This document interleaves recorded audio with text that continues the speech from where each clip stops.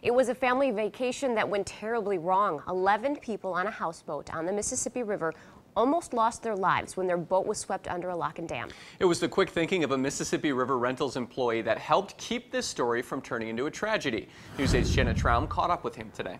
Mark and Lisa, for Marty Newman, getting let go from his last job turned out to be a blessing in disguise. It meant he got a part-time gig as a handyman with Mississippi River Rentals just 1 week ago. And if he hadn't been on that boat with his family last night, the story we're telling you today may have had a very different ending.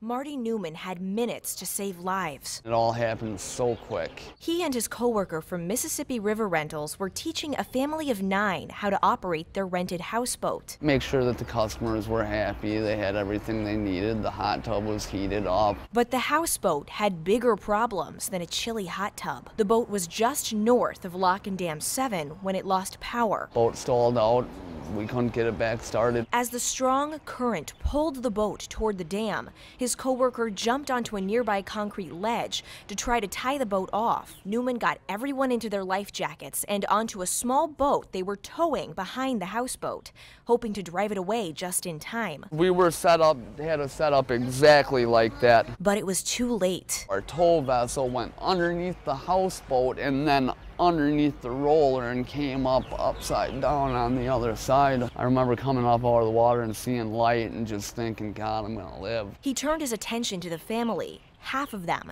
didn't know how to swim, but their life vests brought each one of them up to the surface, close to the capsized tow vehicle. And I pulled the little girl up because she was shaking and panicky and shocked. A fisherman on a nearby dock rushed over in his pontoon boat and helped pull the family out of the current. Newman says he now has a real appreciation for the river's power. I've always lived in La Crosse. I've been up and down the river, and I know how dangerous this river can be, but Jesus, you know, it's scary when it happens to you, you know, you never quite think it's gonna happen to you.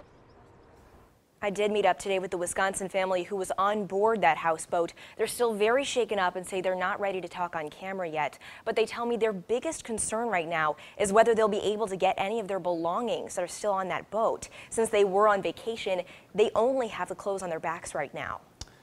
All right, thank you, Jenna. Life vests were crucial in saving lives last night. It's a good reminder for boaters to check whether you have enough on board for each passenger.